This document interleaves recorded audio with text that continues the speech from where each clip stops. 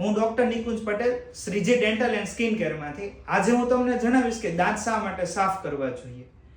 મોઢાની અંદર જે પાણી આવે છે તેમાં ક્ષાર હોય છે, જે કોળિયા સાથે મિક્સ થઈને પેટમાં જાય તો તે ઉપયોગી હોય છે. એટલે જ કહેવાય કે ભાઈ નળના કોઠે પાણી પીવું જોઈએ. પરંતુ તે પાણી અંદર રહેલા ક્ષાર જ્યારે દાંત ઉપર જામે છે ત્યારે તે દાંતને તો નુકસાન કરે જ છે, પરંતુ તમારું દિવસે દિવસે પેઢાનું જે લેવલ છે તે નીચે કરે છે, જેના કારણે પેઢા અને દાંતનું કનેક્શન ઓછું થવાના કારણે પેઢા ઢીલા પડી જાય અને દાંત છે જે પેઢાની અંદર ફિટ થયેલા હોય છે હાડકામાં, તો તે દિવસે દિવસે ઢીલા થઈ જવાના કારણે હલવા લાગે છે. તો તમે ચેક કરો તમારા મોઢાની અંદર નીચેના દાંતની અંદરની સાઈડ કે જેમાં લાળ રસ નીકળવાનું પ્રમાણ સૌથી વધારે હોય છે અને ક્ષાર જામવાનું પ્રમાણ પણ સૌથી વધારે ત્યાં જ થતું હોય છે.